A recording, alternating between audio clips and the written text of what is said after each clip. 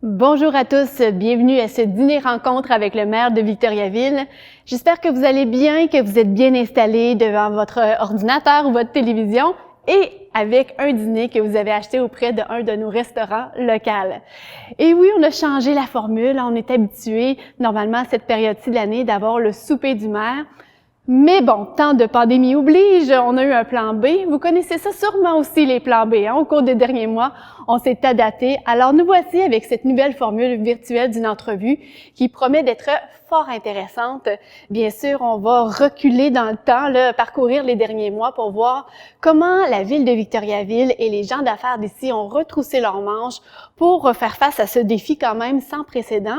Et surtout, on va se tourner vers l'avenir. Qu'est-ce qui nous attend pour 2021? Et on va parler de relance économique.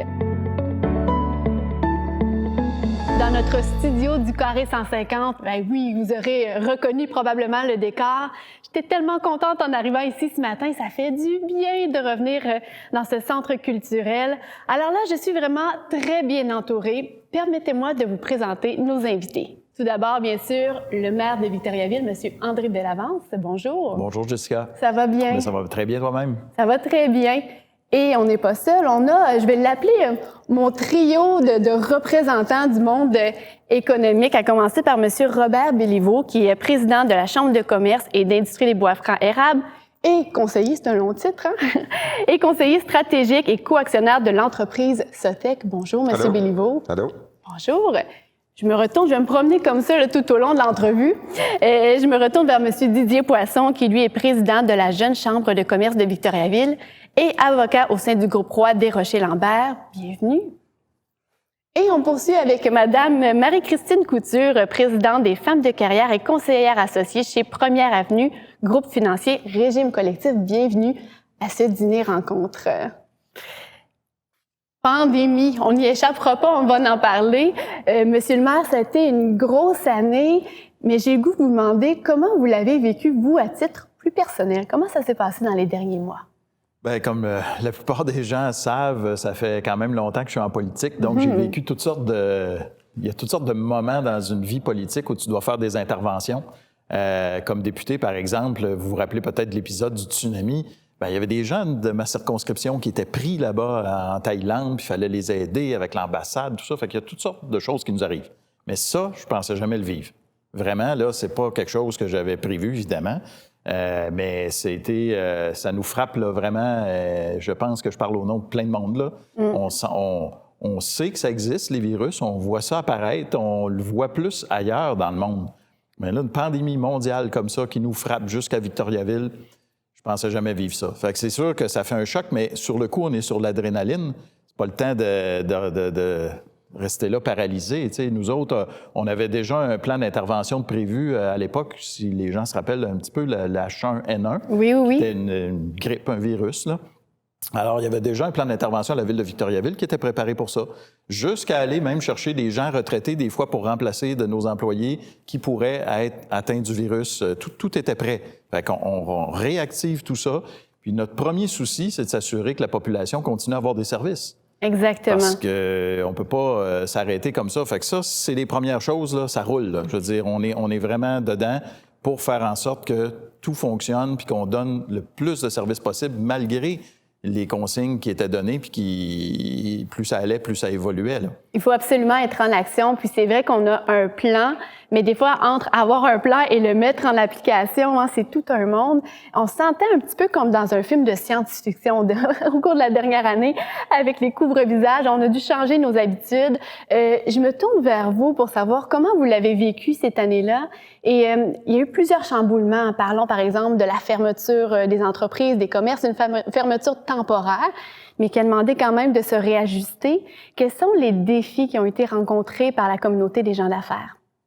Alors, je vais. Allons-y, je tourne mon regard de ce côté. Juste pour vous dire, c'est que nous, à travers la dernière année, c'est que la Chambre, on se rappellera, en janvier dernier, on avait le blocus ferroviaire qui était arrivé, qui avait demandé quand même certaines énergies à la Chambre, mais par la suite est arrivé ce fameux virus COVID-19. Et moi, j'ose d'entrée de jeu spécifier que ça a été des opportunités en or pour certaines, puis plusieurs de nos entreprises dans la région. Par contre, ça a créé de graves inconvénients aussi à plusieurs entreprises. Là, puis on a parlé d'ouverture et de fermeture.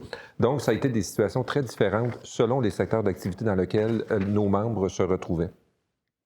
Donc, nos défis, mais ça a commencé par la Chambre elle-même. Vous comprenez que nous, on vit du membership, on vit d'activités. Alors, on arrête toutes les activités, c'est terminé. Donc, on a eu à faire des choix difficiles et ça a inclus tout un réaménagement à l'intérieur de la Chambre au niveau de la permanence. Nécessairement, on a dû faire une restructuration à l'interne. On a quand même continué à offrir des services, puis notre préoccupation, nous, c'était de prendre les moyens pour être le premier canal d'information auprès de nos membres, parce que là, on était bombardés de toutes sortes de programmes gouvernementaux, puis à un moment donné, les membres ne se retrouvaient plus parce que ça sortait d'une façon... il y avait les conférences de presse à tous les jours. On était en surcharge d'informations aussi, hein? On ne savait plus où donner de la tête. Alors, on avait à filtrer un peu cette information-là pour aider nos membres à se retrouver. On a travaillé nécessairement aussi, tu sais, c'est toutes des choses qu'on n'aurait pas pensé, mais que ça soit aussi... on a travaillé avec la Fédération sur certains dossiers, que ce soit aussi simple que de pouvoir permettre la sortie de l'alcool des restaurants, OK? Ce qui n'était pas prévu par la loi avant. Alors là, ça a permis aux restaurateurs de pouvoir servir l'alcool et nécessairement de poursuivre notre mission de rassembleur. Parce que là, nécessairement, on ne se voyait plus, on devenait tous un peu isolés dans nos propres bulles. Donc, essayer de maintenir ce côté rassembleur-là entre nous, tenant compte que tout devenait virtuel. En faisant les choses autrement. Exact. Et là, je retiens, puis on y reviendra tantôt, mais il y a un peu de lumière à travers ça aussi. Oui. Hein? Il y a eu des opportunités à saisir. Oui. Femme de carrière, comment ça s'est passé chez vous? Bien, femme de carrière, le grand défi, ça a été vraiment organisationnel. Donc, autant au niveau de nos membres que la population en général. Donc, l'organisation face à cet événement-là, à ce qu'on avait à vivre, autant au niveau de nos entreprises ainsi que dans nos familles. Donc, la conciliation travail-famille, on le voit plus de la même façon aujourd'hui. Donc, au niveau organisationnel, c'était vraiment un enjeu, je pense, pour la majorité d'entre nous. Puis, un enjeu de mobilisation. Oui. Donc, encore là, la mobilisation, que ce soit envers nos membres, que ce soit envers nos entreprises, avec nos employés, que ce soit dans nos familles, mobiliser nos jeunes à continuer à aller à l'école. Donc, je te dirais que vraiment, là, ça a été les deux enjeux principaux ont été vraiment l'organisation et aussi la mobilisation. On dit, certains analystes disent que c'est une crise à caractère très féminin, dans le sens où les femmes ont été en premier plan, soit parce qu'elles étaient des intervenantes dans le monde social ou médical, ou pour des emplois plus précaires. Est-ce que vous avez senti ça dans votre groupement? Bien, effectivement. C'est certain qu'au départ, au niveau organisationnel, on se le cachera pas, donc la femme en prend une bonne part. Donc, je pense que ça a permis vraiment à travers toute la population, vraiment de prendre conscience à quel point parfois ça peut être fragile. Donc, la conciliation travail-famille. Donc, je pense que chacun d'entre nous, que ce soit les hommes, les femmes, ont dû faire face à cette situation-là. Donc, oui, effectivement, ça a été vraiment, je dirais, mis de l'avant. Mis de l'avant. Donc, ça nous a permis de se réorienter, je te dirais, de refaire les choses. Donc, ça a eu du positif quand même. C'est vrai, une prise de conscience collective. Prise de conscience collective, je suis entièrement d'accord avec ça. Oui. Et je poursuis mon tour de table avec les jeunes entrepreneurs de Victoriaville. Jeunes entrepreneurs, on se lance, on est motivés, puis whoop, l'obstacle. Bien, comment ça s'est passé chez vous? Je pense qu'on a eu les mêmes problèmes, les mêmes choses à s'adapter là, que la Chambre et les femmes de carrière. Mais c'est justement ça qu'on a essayé de faire, s'adapter autant la jeune Chambre que nos membres. On a essayé d'aller plus vers le virtuel. Je pense que tous nos membres doivent beaucoup s'adapter, soit en implantant le télétravail, puis ça va être quelque chose qu'on va pouvoir continuer à appliquer dans le futur, puis qui va être beaucoup plus implanté dans tous les milieux de travail. C'est tant mieux. Puis, nous, personnellement, on a quand même eu la chance, la jeune Chambre, de faire 2 activités en présentiel au mois de septembre. Donc, ça nous a donné un petit regain d'énergie, si on veut. Puis là, depuis, on est retourné un peu plus en virtuel. On met beaucoup l'emphase sur les formations, évidemment, pour essayer de donner un apport à nos membres. C'est vrai que le web a vraiment été en premier plan. Hein? Ça a été notre façon de nous regrouper, de nous rassembler. On parlait d'un plan tout à l'heure à la ville de Victoriaville. Pour l'équipe municipale, qu'est-ce qui a changé dans les habitudes ou les façons de faire? Bien, c'est certain, je pense qu'on a tous vécu ça, d'être obligé de s'enligner vers le télétravail. Puis nous, c'est assez drôle parce qu'aux ressources humaines, ils avaient déjà préparé une politique de télétravail, mais elle n'était pas encore appliquée, si on veut. Elle est revenue au-dessus de la pile. Oui, hein? oui, disons qu'on a fait ça comme tout le monde, mais quand je disais tout à l'heure qu'on avait le souci de donner le plus de services possible à la population, ne serait-ce que de continuer à boucher les nids de poules, c'est pas tout le monde partout au Québec qui a réagi de la même manière. Là. Il y en a qui ont dit, bien, c'est pas nécessairement un service essentiel. Nous, on a dit oui, mais il fallait s'assurer que nos gens, nos travailleurs soient capables de le faire de façon sécuritaire en protégeant leur santé. Donc, on a adapté, c'est le mot à la mode, mais tous les équipements, l'équipement de protection, oui, il fallait le donner, mais puis il y a certaines personnes à qui on disait, bien, vous avez pu à venir à l'hôtel de ville, on est capable de faire ça en ligne maintenant. Tout a évolué de ce côté-là. Ceux qui devaient venir, bien, on avait mis des plexiglas quand même pour protéger et nos employés et la population qui devait se déplacer malgré tout. L'hôtel de ville, bien, les séances du conseil, c'est certain que ça a été différent. Là. Maintenant, on est sur Facebook, c'était pas le cas. On est sur YouTube. On permet aux gens de poser des questions parce qu'ils peuvent plus venir à l'hôtel de ville. Il n'y a pas assez de place avec la distanciation. C'était pas possible. Donc, tout ça va rester aussi. Ça va être possible dorénavant de poser des questions bien à l'abri chez vous. Ce qu'on ne pouvait pas faire, il fallait venir vraiment à la séance de conseil. Je suis actuellement seul avec le greffier. Les élus, les conseillers et conseillères se retrouvent à l'écran. Quand on est en zone orange, bien là, on ramène le monde, on a des plexiglas. Alors, ça a été comme ça dans tous nos édifices pour s'assurer, et pour les employés et pour la population, que tout se fasse de façon le plus sécuritaire possible. Puis là, j'ai pas de bois, mais on touche du bois, mais je peux pas dire qu'on a été affecté là, avec beaucoup de gens qui sont partis, qui se sont retrouvés malades en raison de la COVID. Là. Donc, ça veut dire que nos mesures ont été efficaces. Ça a été efficace. Les environnements ont été vraiment adaptés. Puis, je pense aux plateaux sportifs, aux bibliothèques. Bien, et tout ça, c'est des services qui étaient importants. On parle des nids de poules, mais tout le côté pour briser l'isolement, on en glissait mot tout à l'heure, c'est important, ces infrastructures-là, ces services. Bien, dès qu'on pouvait le faire, on ouvrait. Alors, tout dépendait de la santé publique, c'est sûr, puis tu as tout à fait raison. Il y a des règles aussi pour ça. Même à l'extérieur, tu peux pas être autant de gens sur une patinoire extérieure qu'on le serait si on n'était pas aux prises avec la pandémie.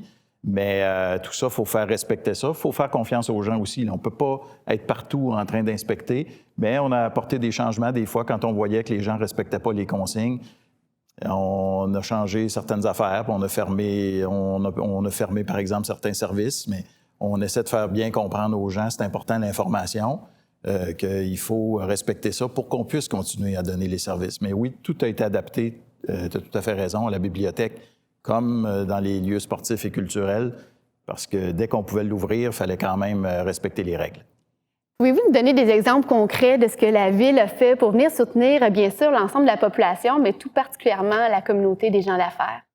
Bien, en fait, c'est ce qui est de notre compétence. Il fallait agir dans le sens d'aider, de soutenir, parce que là, on a tout nous arrive tout d'un coup, là. C'est très prenant quand on voit des commerces qui sont en grande difficulté. On voit évidemment les décès chez les personnes âgées plus particulièrement. Ça a été comme ça qu'on a été le plus touchés. Tout ça nous touche, mais il faut quand même continuer à aller de l'avant. Puis on se dit, il faut vraiment focusser sur ce qu'on est capable de faire. Alors, le gouvernement est arrivé avec de l'aide financière. C'est la CDEVR, la Corporation de développement économique de Victoriaville et sa région, qui s'occupe d'analyser les demandes, puis de faire en sorte que les gens puissent obtenir de l'aide. Donc ça va, on ne va pas aller dédoubler puis faire la même chose. Mais qu'est-ce que nous, on peut faire, la Ville de Victoriaville? Bien, le budget, tout d'abord. Alors, dans le budget, on a gelé les taux de taxes foncières. Je pense que c'est apprécié par les gens qui vivent certaines difficultés.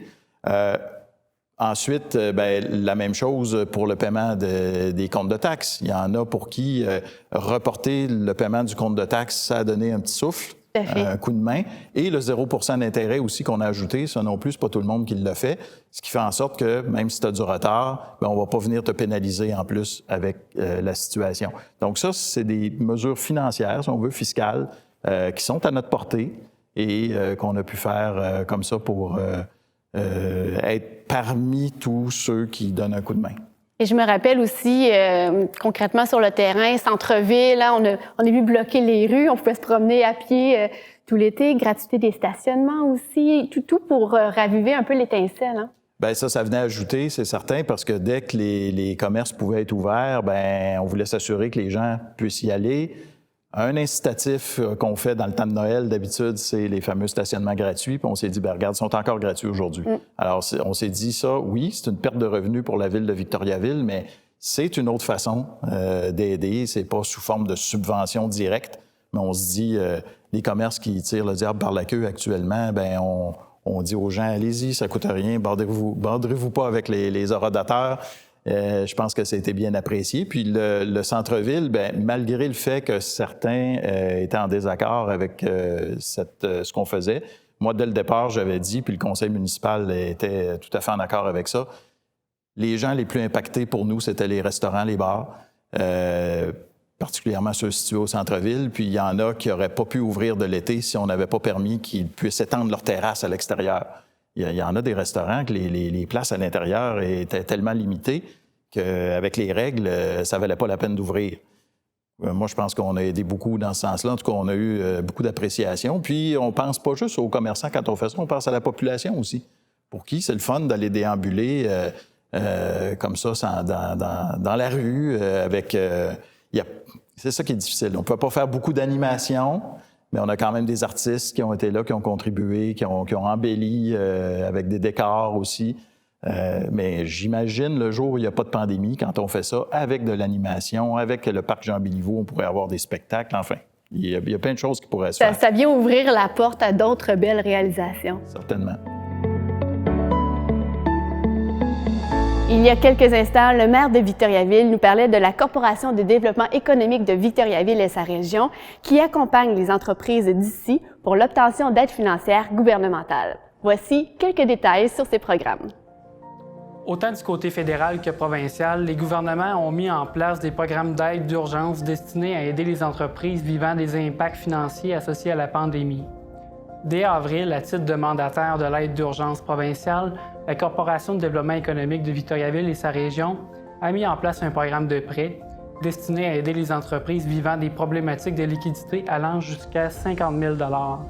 Plus récemment, le gouvernement a annoncé une bonification du programme pour les entreprises acceptées au dernier volet, visant à favoriser la réouverture des activités. Dans notre gestion du fonds, les résultats à ce jour, on a reçu environ 300 demandes.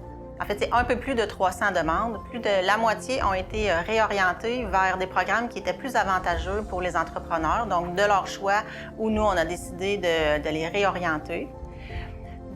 Au total, on a 75 prêts actuellement qui sont octroyés ou en voie de l'être suite aux analyses de la dernière semaine, ce qui représente plus de 2,8 millions de dollars qui ont été injectés ici pour nos entreprises de la MRC d'Arthabasca.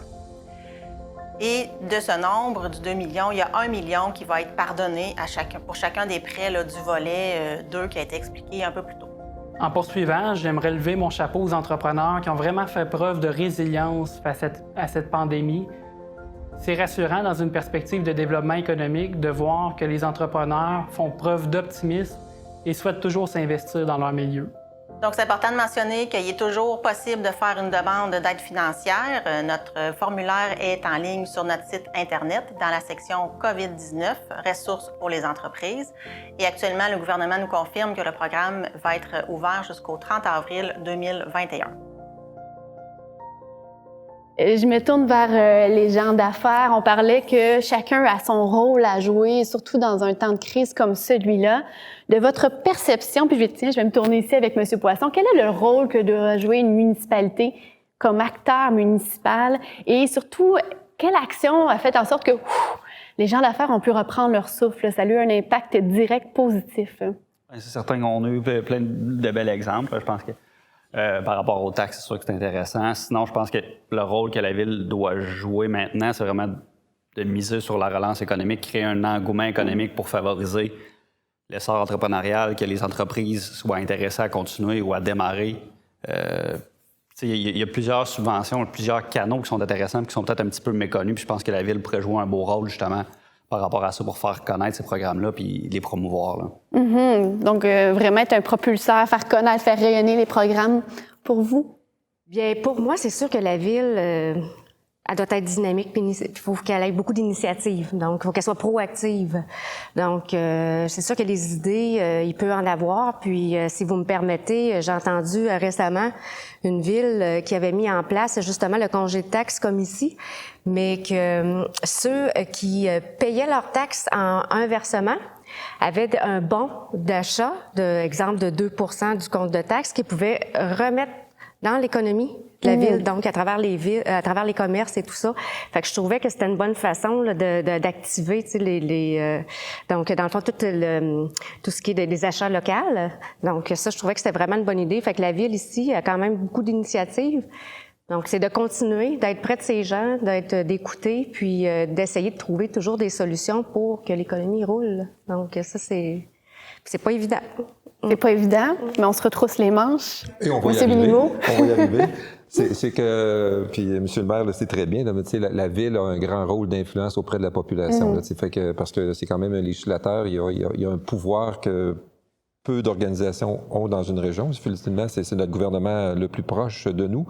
Donc, on doit s'assurer de suivre l'exemple. Ok, la ville doit être un exemple à tout point de vue. Donc, c'est pour ça qu'on a des grandes attentes envers la ville, parce que on la regarde, puis on se dit, regarde, faut pas qu'elle soit trop en écart parce que c'est pas trop long qu'on s'occupe de la ramener à l'ordre.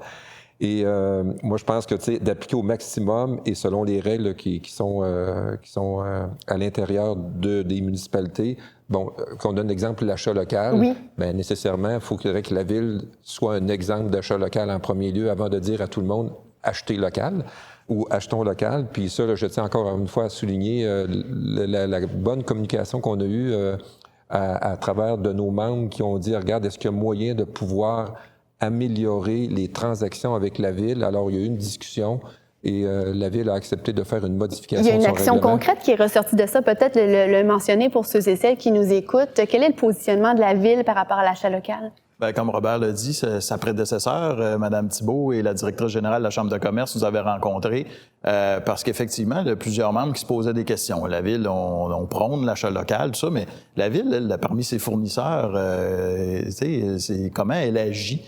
Et nous, bien humblement, on avait l'impression qu'on était certainement bon acheteur local, mais on n'avait pas ces statistiques-là. Donc, c'est une réflexion qui nous a forcés à faire des vérifications. Alors, du côté de notre service des finances, on a constaté qu'on injectait à peu près 45 millions de dollars dans l'économie locale auprès de près de 700 fournisseurs locaux. Et là, je parle vraiment de Victoriaville. Donc, c'est 69 % de ce qu'on paie en facture qui est vraiment à Victo. Si on étend un petit peu plus dans la région, à la MRC d'Arthabasca, on monte à 75 % Là, c'est plus de 48 millions qui sont payés en facture à des entrepreneurs qui sont de la MRC d'Arthabasca. Donc, c'est très, très bon. On pouvait encore faire mieux. On sait qu'il y avait des municipalités, il y a des municipalités qui ont pour leur contrat, là, on appelle ça je ne sais plus le nom exact, là, mais ce sont des contrats qui sont donnés outre les appels d'offres, parce que ça, la loi nous oblige à... Tout est bien cadré quand même, donc c'est pas toujours facile d'innover. On n'a pas le choix d'aller avec le plus bas soumissionnaire, mais en deçà d'un certain montant d'argent, on peut accorder une marge de manœuvre aux gens avec qui on passe des contrats. Et à ce moment-là, on l'a accepté de donner cette marge de manœuvre-là de 5 % pour favoriser l'achat local. Donc, on pense qu'on va augmenter encore plus notre contribution à l'achat local avec cette modification-là qui a été demandée par la Chambre de commerce et acceptée par les membres du Conseil de la Ville de Victoriaville. Bel exemple de collaboration, de traduire une réalité du milieu, donner des idées, puis après adapter, être agile pour voir comment, à travers un cadre, on peut venir favoriser les gens d'ici. Alors moi, pour terminer, les petites notes que je m'étais prises pour la Ville, c'est qu'il faut continuer à faire la promotion de l'achat local. La Ville de Victoriaville est un véhicule important pour faire cette promotion-là. On doit profiter au maximum des subventions gouvernementales comme effet de levier, puis je pense que déjà ça, vous le faites, là. Mais il ne faut pas lâcher parce que la relance économique, on sait que le taux de chômage, il y a du monde, au moment où on se parle, ça va être un petit peu compliqué parce qu'on regarde au niveau des restaurateurs, le jour que ça va ouvrir, il y a des personnes au moment où on se parle qui se sont replacées ailleurs. Il faut réengager, il faut reformer. Il y a des personnes qui ont décidé que c'était pas l'orientation qu'ils prendraient. Donc, on voit là qu'il faut profiter de tous ces effets de levier-là. Nécessairement aussi être actif dans ces projets d'investissement, toujours dans le respect de ses capacités financières. Mais tu sais, si on est capable de donner un petit coup un peu plus fort dans les premières années de l'après-pandémie, ben go, allons-y. Nécessairement maintenir un niveau de taxation compétitif. Moi, je pense aussi qu'avec tout le dynamisme qui existe au sein de la région, je pense que s'il y a des consultations qui se font, de mettre des programmes innovateurs et incitatifs pour que l'économie locale puisse... oui, on a des grands programmes de subvention du gouvernement provincial et fédéral, mais je pense qu'il y a déjà des exemples que Marie-Christine pouvait sortir où on pourrait travailler ensemble à favoriser encore plus la relance de l'économie locale. Et le dernier point que j'avais noté, c'est que je pense que la ville, non seulement je pense, j'en suis convaincu, ça demeure la ville principale de la MRC d'Arthabasca. Je dirais, au sein de la Chambre, elle est la ville principale de 2 MRC, okay, de 33 municipalités. Alors moi, ce que je me disais, c'est qu'elle doit agir comme leader inspirant et non pas dominant, okay, pour arriver dans une concertation régionale dans toutes les municipalités faisant partie des 2 MRC. Parce que je pense qu'on a vu aujourd'hui, avec cette histoire de pandémie-là, on le savait avant, mais la pandémie nous a forcés à accepter qu'on ne pouvait plus agir en silo. Effectivement, la pandémie nous a appris beaucoup et nous a parfois forcés à faire les choses autrement. Aujourd'hui, on voulait rendre hommage aux entrepreneurs d'ici qui ont fait les choses autrement, qui ont été créatifs. Nous sommes allés à leur rencontre et tout au long de l'entrevue, on va vous présenter quelques témoignages. Voici le tout premier. Oui, bonjour, mon nom est Éric Desrochers, je suis le propriétaire de l'entreprise de livraison livraison de colis, petits colis. Pour l'initiative qui a été profitable pour l'entreprise, écoutez, nous, on s'affaire à faire la livraison de colis, petits colis. Donc, on s'est réorienté également avec la pandémie vers la livraison de prêts à manger, tout ce qui est du réhab alimentaire là, pour les restaurateurs de la région. Donc, de ce côté-là, c'est vraiment ce qui a été profitable là, au niveau de notre entreprise. La dernière année pour l'entreprise, écoutez, je vais vous avouer que ça a été difficile. D'autant plus qu'on est une nouvelle entreprise qui est implantée à Victoriaville, donc on n'était pas forcément connu. Donc, comme je disais un petit peu précédemment, là, avec la livraison là, de prêts à manger, c'est ce qui a vraiment fait exploser. Là. On s'oriente également sur la livraison du commerce électronique ici en Victo. Il y a des entreprises là, qui ça leur plaît, puis c'est ce qui a vraiment donné l'envol là, au niveau de l'entreprise. Écoutez, la pandémie, ce qui m'a appris à titre d'entrepreneur, c'est d'être créatif. C'est d'être capable de voir au-delà de ce qu'on connaît déjà, de sortir un peu de ce qu'on connaît. Donc, essayer d'être imaginatif, d'être créatif, puis de vouloir là, de discuter avec les acteurs de la région pour les aider. C'est vraiment là c'est ce que j'ai appris. Écoutez, mon souhait pour la communauté d'affaires, c'est qu'en pandémie, c'est une situation qui est difficile, c'est que tout le monde puisse s'en sortir vraiment du mieux qu'ils peuvent. Là. Écoutez, c'est difficile pour tout le monde. Donc, je souhaite que le rythme de croisière de tout le monde, de tous les entrepreneurs, de toutes les entreprises, puisse éventuellement revenir à ce que c'était auparavant.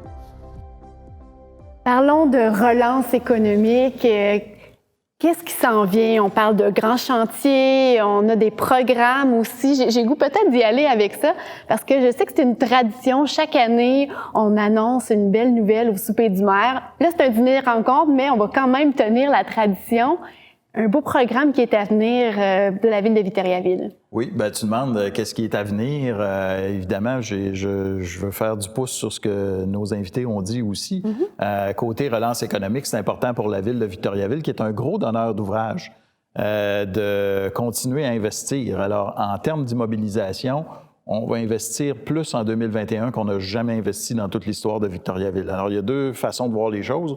On peut se retirer, se dire qu'on va rester prudent si on veut, puis garder un petit peu nos coffres pleins sans trop dépenser. Mais c'est pas un caprice de faire des immobilisations. Ce qu'on ne fait pas aujourd'hui, il va falloir le faire plus tard. Et puis, tout le monde sait, puis dans le milieu des affaires, ils savent aussi, là, ça coûte pas moins cher 1 an ou 2 ans ou 3 ans plus tard. C'est rare. Fait que de toute façon, il va falloir faire ces immobilisations-là. Puis tout le monde sait qu'on doit absolument s'assurer de l'approvisionnement en eau potable pour la ville de Victoriaville pour les années à venir. À un moment donné, on sera plus capable de puiser l'eau dans le lac, là. Fait que ça veut dire pour une ville en croissance, en termes de population, puis pour ses industries, on peut pas se permettre ça, là. Fait que c'est des travaux qu'il va falloir faire. Fait que sur 50 millions de dollars qu'on prévoit en 2021, il y en a plus de 20 qui vont être pour le début des travaux au réservoir Baudette. Alors, on est un gros donneur d'ouvrage. C'est sûr que dans ces contrats-là qu'on va donner, que ce soit pour faire nos rues, on va investir dans 45 rues à peu près cette année. Puis c'est minimum 4,5 millions de dollars, mais c'est toujours plus que ça. Alors, ça peut être 7, ça peut être 8, mais c'est sûr qu'il va y avoir plusieurs millions de dollars qui vont être investis. Alors, fallait pas, nous autres, on a la capacité financière de le faire aussi. Puis pour ce qui est des programmes de subvention, on en a plusieurs, puis ça a eu des grands succès. On est ici au Carré 150, en plein cœur de la ville, au centre-ville, quand on a fait le programme des façades, après avoir revitalisé le centre-ville. On a investi à peu près la ville 300 000 $, donc c'est l'argent des taxes des contribuables. Mais ça a rapporté des retombées de plus d'1 million de dollars. La plupart des commerces, bien, c'est ça, fait qu'on a dit, oh, quel bel exemple. La plupart des commerces ont embarqué, ont revitalisé leurs façades. Et puis, on l'a vu avec Réno-Quartier aussi, dans les quartiers centraux de la ville de Victoriaville. Bien, c'est un programme de rénovation, on donne des subventions, puis déjà, on a près d'1 million de dollars d'investissement là-dedans pour... la ville a peut-être mis à date 200 000 de subventions. Alors, c'est vraiment ça donne un coup de pouce, ça donne pour la relance, là, ça peut pas être mieux que ça. Alors, pour l'annonce, ça va être au mois de mars que le Conseil devrait adopter ce nouveau programme-là. C'est un autre programme, encore pour le centre-ville de Victoriaville, où cette fois, après avoir fait l'extérieur, on va faire l'intérieur. Donc, des subventions pour aider à rénover l'intérieur des commerces. Puis, une des options qu'on trouve très intéressante, c'est que les deuxièmes étages, il y a des deuxièmes étages au centre-ville de Victoriaville. Il y a eu des bureaux là, des fois, il y a déjà eu une clinique médicale, mais il y en a beaucoup de ces endroits-là qui sont inoccupés. C'est pas une place pour aller faire nécessairement un commerce, parce que le commerce, c'est plus le rez-de-chaussée. Donc, on se dit, pour certains promoteurs, certains propriétaires, pourquoi pas faire des logements? Alors, on va vous aider à faire ça. Ça va densifier la ville de Victoriaville. Ça va permettre à des gens qui sont à la recherche de logements ou qui sont à proximité de tout, bien, d'aller s'installer au centre-ville de Victoriaville, y vivre. Et ça fait des consommateurs aussi pour les magasins. Ça donne une vitalité aussi à un centre-ville. On le sent habité. Alors, c'est une forme de mixité qu'on pense qu'on est convaincu qu'on va avoir un succès avec ça. Donc, les détails sont à venir. On poursuit en vous présentant un témoignage de commerçants qui, justement, ont pignon sur rue au centre-ville. Ils nous racontent comment ils ont vécu la dernière année et comment ils ont réussi à se démarquer. Bonjour, je me présente Gilbert Boutet de Chaussures Beauchesne et La Piétonnière. Moi, c'est Nathalie Béliveau de Chaussures Beauchesne et de La Piétonnière. Bien, la dernière année de notre entreprise, c'est totalement rocambolesque, c'est complètement fou. Aucune référence, tant au niveau financier qu'au niveau humain. Ce fut une année, je dirais, sans aucun repère. Les initiatives qu'on a prises au niveau de notre entreprise, c'était notre site web transactionnel qui nous a tenu la tête hors de l'eau pendant les 2 périodes de confinement. Il y a aussi les réseaux sociaux, le Facebook, l'Instagram, dans lequel on s'est encore plus investi. Le service d'appel téléphonique, on a répondu, c'est-à-dire à plusieurs clients. Et puis, on s'est investi à fond, c'est-à-dire dans nos opérations, tant qu'au niveau de l'arrivage jusqu'à la mise en marché, on s'est encore plus impliqué personnellement au niveau de ça. Qu'est-ce que la pandémie nous a appris comme entrepreneurs? C'est pas compliqué, c'est de l'adaptation, de la créativité, de l'innovation. C'est un retour à la base, c'est-à-dire la gestion serrée et on coupe. Évidemment, ça a été une période difficile, mais on a passé à travers et on en est bien fiers. Quels seraient nos souhaits pour la communauté des affaires de Victoriaville? Comme on n'est jamais à l'abri de rien, on n'a jamais 203. C'est de garder à l'esprit que les leçons apprises durant la pandémie pour qu'on puisse assurer la pérennité de nos entreprises et s'assurer un succès dans le futur. Et finalement, Monsieur le maire, André, un gros merci pour ton travail. En terminant, j'aimerais ça vous entendre, M. Béliveau, d'entrée de jeu, vous disiez, il y a quand même des opportunités qu'on est à même de saisir. Qu'est-ce que vous retenez, j'ose dire, de positif dans les derniers mois qu'on a parcouru ensemble? Quels sont les apprentissages que vous avez faits? On a essayé du télétravail, on s'est tourné vers le web.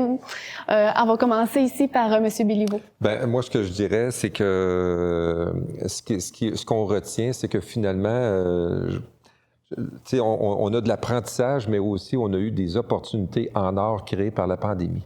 Il y a des choses qui ne se seraient jamais faites si la pandémie n'était pas arrivée. Donc, oui, là, on n'a pas parlé beaucoup, on est beaucoup sur l'économique puis tout le reste, puis on n'a pas parlé beaucoup, ça serait une autre entrevue en soi de parler de la partie mentale. Là, ça a été dur pour certaines personnes, mais quand on s'attarde à la partie économique, c'est que, moi, je regarde, là, il y a des succès auprès de plusieurs entreprises que vraiment jamais ils n'auraient sorti de la boîte si ça n'était pas arrivé. Donc, moi, je pense que ce qu'il faut retenir de ça, c'est que les souhaits, finalement, là, que moi j'aurais, c'est de garder certaines habitudes qu'on a créées, parce que il y a des choses très innovantes qui ont été amenées, que ce soit toute l'histoire des rencontres virtuelles. Oui, ça devient tannant, mais en même temps, moi, le premier, j'ai déjà eu des rencontres de 2 heures à Montréal, aller-retour. C'est complètement inutile de faire ça aujourd'hui quand tu dis, regarde un petit Teams, puis c'est fini, puis je suis efficace tout de suite après la rencontre. Et sur le plan environnemental, c'est intéressant. Aussi, on circule moins avec nos voitures. Et ça, j'y arrive, c'est que, tu sais, quand on garder nos habitudes au niveau, par exemple, de l'achat local, il y a une très grande sensibilité qui a été créée. Il n'y a jamais eu de campagne publicitaire qui a été aussi forte que celle qui a provoqué la pandémie, parce que là, on se dit tout... on va avoir des masques, on n'est pas capable d'avoir des masques, ils sont pognés en Chine, puis là, on sait ce que ça fait dans l'histoire des masques. Alors, on se dit, on prend plus conscience de dire, regarde, il faut un petit peu plus s'organiser nous-mêmes.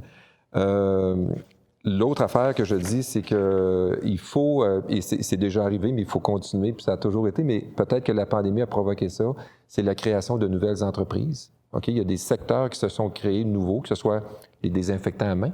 Je pense que ça va rester pour quelque temps.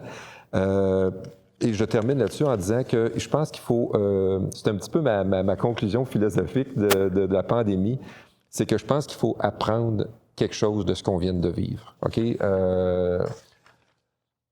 Nous tous et toutes là, vivons cette pandémie d'une façon différente. C'est un moment historique. Peut-être qu'on va revivre ça, puis peut-être pas non plus. On parle à tous les 100 ans, alors je sais pas, là, il faudrait parler avec les infectiologues. Mais toutefois, l'humain doit accepter que la nature est plus puissante que nous. OK? Puis là, je veux pas virer trop. On va rajouter un 30 minutes à l'entrevue, finalement. Je pense qu'il y aurait un bon débat à avoir là-dessus, mais tout ça pour dire que la nature, si elle se déchaîne, elle peut nous donner une volée. OK? Là, oui, ça a été extraordinaire. Les scientifiques ont trouvé un vaccin très rapidement, mais ça reste que la partie n'est pas gagnée. Fait qu'on doit tout tenter de réfléchir à nos actions dans le futur. Puis je pense qu'on doit aussi tenter d'avoir l'humilité de comprendre le message que la nature vient de nous envoyer. Alors, je me disais, oui, c'est le fun de parler de toutes ces choses-là, mais il y a un signal qui nous est envoyé. Je pense qu'il faut essayer de l'écouter. Tout à fait. Donc, être à l'écoute. On a vécu quelque chose de difficile, mais il faut en ressortir grandi pour pouvoir se tourner vers l'avenir. En plein ça. Madame Couture, pour les femmes de carrière. Pour faire un peu de pouce sur ce que Robert vient de dire, c'est que cette pandémie-là nous a permis vraiment de faire un pas de recul, puis de nous remettre en question collectivement, individuellement. Puis ça nous a permis de mettre l'humain au centre de tout. Donc, au-delà de tout, finalement. Donc, je pense que de remettre l'humain au cœur de nos préoccupations, là, je pense que c'est un bon coup. De revoir les priorités, hein, ça nous fait voir les choses autrement, l'équilibre. Exactement. Jeune entrepreneur de Victoriaville, M. Poisson. Je vais réitérer un peu ce qui a été dit, là, mais c'est sur l'achat local, le virage numérique, ça a été 2 points positifs, je pense, de la dernière année. Sinon, je pense aussi que les entreprises, dans le futur, ont une meilleure capacité à s'adapter au changement. La dernière année, ça a été que du changement puis de l'adaptation. Fait que si dans le futur, il y a quelque chose de différent ou de similaire qui arrive, les entreprises vont être beaucoup plus aptes à s'adapter à ce changement-là futur. Avant de conclure avec une petite surprise, on vous présente un dernier témoignage d'une entrepreneure qui nous raconte comment elle a réussi à tirer son épingle du jeu au cours des derniers mois. Bonjour, mon nom est Marianne, je suis la propriétaire de Colorantic. Colorantic est une entreprise manufacturière de peinture à la craie et autres accessoires pour revaloriser vos meubles. Notre produit est unique au Québec. Nous sommes le seul manufacturier au Québec. Donc, l'année 2020 a été très bénéfique pour notre style de produit qui se situe dans la décoration. Donc, les gens avaient beaucoup de temps à la maison cette année pour revaloriser des meubles. L'initiative que Colorantic a prise en 2020 a été de se rendre plus disponible dans les médias sociaux. Nous vendons aussi beaucoup sur nos plateformes web et nous avons nos produits disponibles chez Amazon Canada et Amazon États-Unis.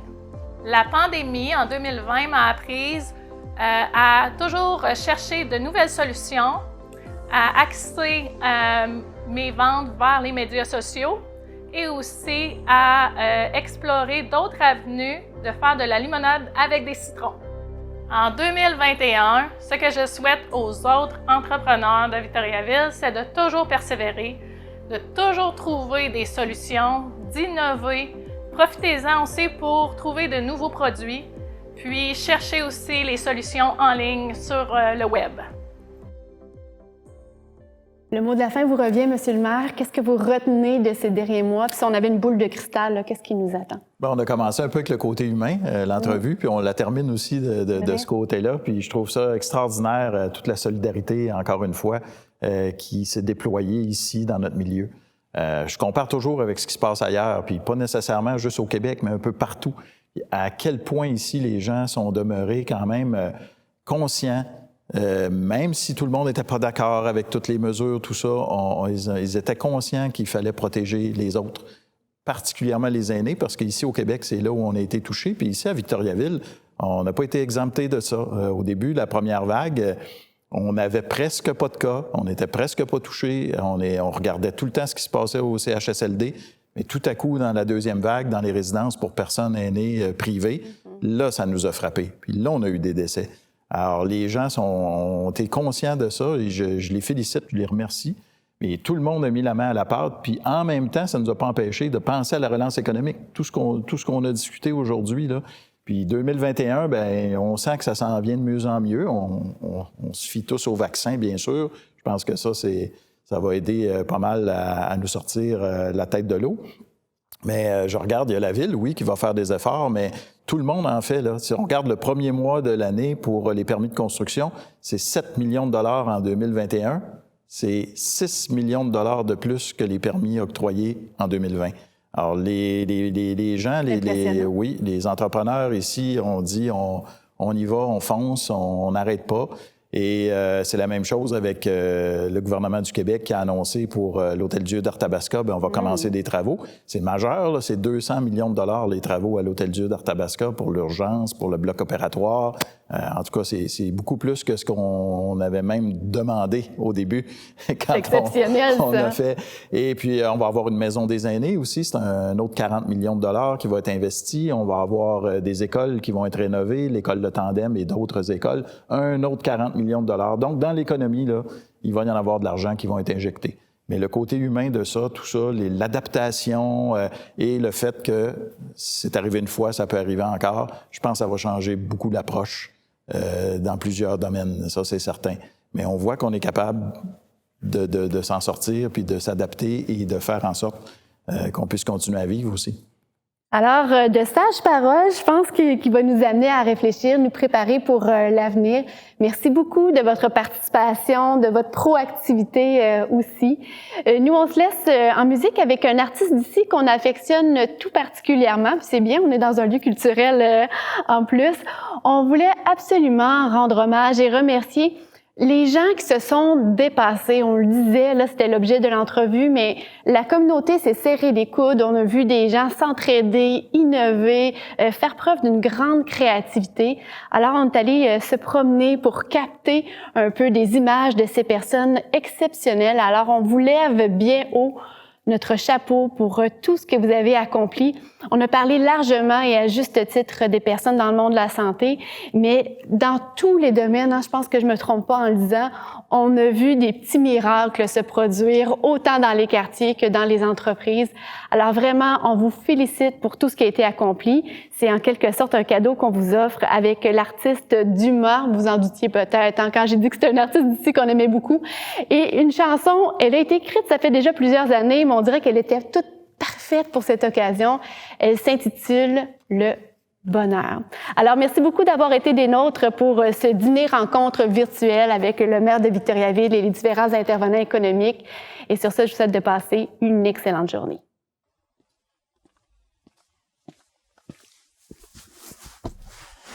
En ces temps surréalistes, j'aimerais prendre un moment bien senti pour souligner le travail extraordinaire de ces travailleurs de première ligne qui ont été extrêmement sollicités en ces temps de pandémie. Toutes ces personnes qui poursuivent un travail acharné avec beaucoup de professionnalisme, mais surtout beaucoup de cœur et d'humanité. Aux gens qui œuvrent dans les services essentiels, dans le domaine de la santé, dans l'éducation, les premiers répondants, je vous envoie un sincère merci, du soutien, de l'énergie, de la gratitude, mais aussi beaucoup d'espoir. Même si je suis une personne de peu de mots, j'ai pensé vous interpréter une chanson qui a pris une toute autre signification cette année, une chanson de courage, de résilience et d'espoir, justement. En espérant qu'elle soit un baume pour vous ou une dose de vitamine.